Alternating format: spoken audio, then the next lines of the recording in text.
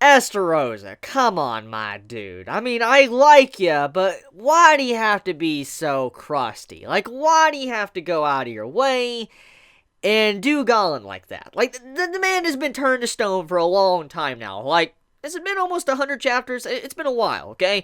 Just like, why do you have to do that to this man? Like, the man did not deserve that, okay? He's just been sitting there, turned to stone, contemplating life after the beating he got from Escanor, and you just come in and you're like, bam, just destroy him, and he's gone. And I'm like, really? Come on now. Like, he could have been like a part of Meliodas' group or whatever. You know, he could have decided to do a rematch against Escanor or fight against Diane or Keen, but come on. Come on now. I mean, it fits in line with, you know, Estarossa's character. I'm just a little bit disappointed because Galan has always been that, like, mystery, that big question mark in Taizai ever since, you know, he was petrified. We all knew that he technically wasn't dead, so he could, you know, potentially come back. And with this whole arc starting and all that, with Meliodas, you know, collecting all the commandments and stuff, you could potentially assume that, you know, Galan could still be around, be alive, and come back and be in the series, not be completely gone. Because remember, when he was fighting, you know, Escanor and all that, he was kind of weakened. He wasn't near his maxed level strength. So, I'm kind of sad that Nakaba-sensei didn't use Galan like I thought he should. I mean, I felt like he could have been a better use to the story than what he was, but I guess stuff like that happens. You can't change it now. I mean, it's already been said and done since, you know, Estarossa was able to rip the commandment out of his body. So, yeah, I guess that's the end of Galan. I figured, you know, eventually he might be important or something, but he just dies like that. And so, if there is one thing we can get from that scene, is that Estarossa, that man, he's heinous. Like, he goes behind people's backs, like, bam, like, the knife in the back and all that. Like, this man, he doesn't care. Like, I mean, look what he did to Mel. He probably attacked the man at night and hit him in the back. So, when you look at this, you're like, Estarossa, being a little bit of a scummy boy. So, Arthur finally draws the sword, Excalibur, the holy sword. You've all heard about King Arthur pulling the sword from the stone and, you know, drawing it up and being the new king of the entirety of the country. It's a very, very well-known story, and I believe that this is something that wouldn't come as a surprise. So, you know, King Arthur to come in, grab the sword, pull it out of the, you know, the floor. It's not surprising at all. In a way, you could kind of look at King Arthur pulling out Excalibur as his sacred treasure. It's what I recently talked about once again in my anime reviews recently,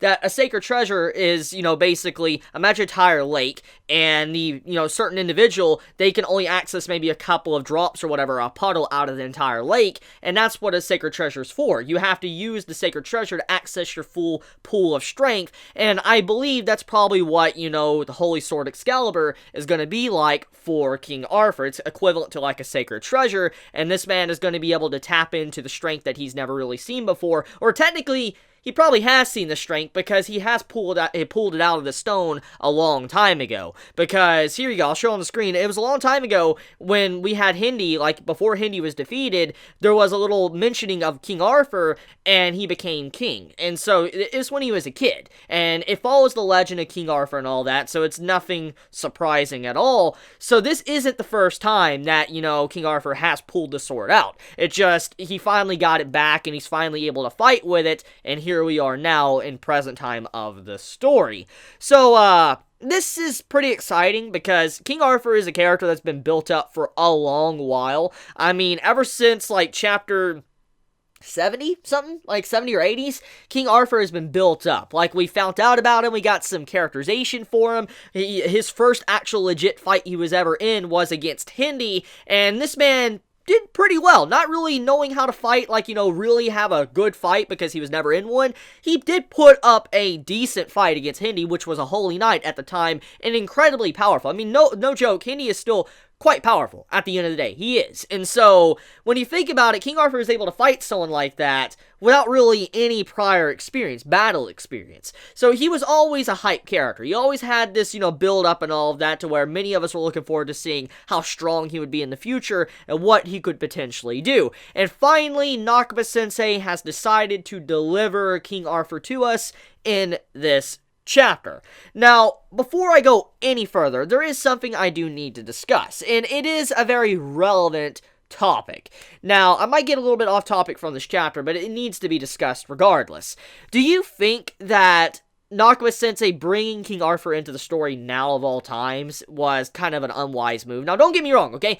I'm glad King Arthur's in the story right now. I'm glad he's relevant right now. But what I'm saying is, isn't it upsetting that it took this long for King Arthur to be relevant? Because he's been built up before chapter 100, and we're like in the 200s right now. So when you look at that, you could say Nakaba-sensei probably should have built upon that hype a lot longer, like, many chapters ago. I mean, Merlin has mentioned him here and there, but overall, I felt like Nakaba didn't use Arthur's hype to the utmost possible limit to be able to make us all excited for when this did happen in this chapter. And like I said, don't get me wrong, I like the chapter, I like the hype behind it, but there could have been so much more if Nakaba would have done a little bit more build-up to him throughout the series. That's just my personal opinion. And how do you feel about that? Do you think that this is a little bit too late for Arthur to be into the series, and he should have been, already fully established a while back? Just be honest in the comments below. Let's talk about Calf for a second, okay? Calf, which is the cat that's always next to King Arthur.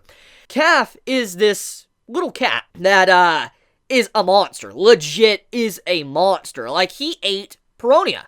And I figured Peronia was going to be a very important character, similar to, I guess, Galan. I thought Galan was going to be very important eventually, but that didn't happen, obviously, thanks to Estarossa. And Calf just destroyed Peronia like it's nothing. We don't really know how strong Peronia is. We don't know her level. We just know that she has some pretty interesting techniques. We know she's kind of into science and stuff from what I talked about a while back, but we didn't really get much more to her. And so, Calf just coming in and decimating her, it is a shock. It is definitely a shocking scene, because he just devoured her like it was nothing. And I mean, he did get the jump on her, but even then, though, just like, he just ate like a full-fledged demon like it was nothing. And that's just impressive.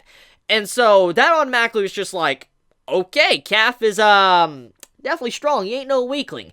And then, we see later on in the chapter, as, King Arthur is going through the castle and stuff, trying to get to the sword, Calf jumps up, makes an opening for Arthur to run away, and he uses, telekinesis to pick up things and slow down everyone. And that's, like, that was surprising, too. What shows that Calf, in terms of level-wise, he's pretty savage, because even though we don't have a good level for Peronia, we don't know where she was, at the very least, he was slightly able to stall the other demons in the castle. Like, these demons that are the teachers to Zeldris and, Meliodas. And it looks like, it took a little bit, not long, but it took just a little bit to be able to calm down Calf. So, it just shows that Calf, at the very least, is no weakling. He can put up somewhat of a decent fight. So, I'm looking forward to more information on Calf. I want more information. Please, Nakaba. I really want more information on this creature, because for what he just did, I'm just like, whoa. It's just like insane. So, Meliodas was always this idol to Arthur. He was always someone that Arthur looked up to. He looked up to this man as someone he wanted to be. He wanted to be like Meliodas, because he was someone that, cared for others, he took care of others, he'd save people, and he had the love of his life, Elizabeth. And he was just someone that you could look up to and admire. And so that's what Arthur did. He looked up to this man that had many years of experience, years upon years of battle experience. He looked up to the man and wanted to be like him.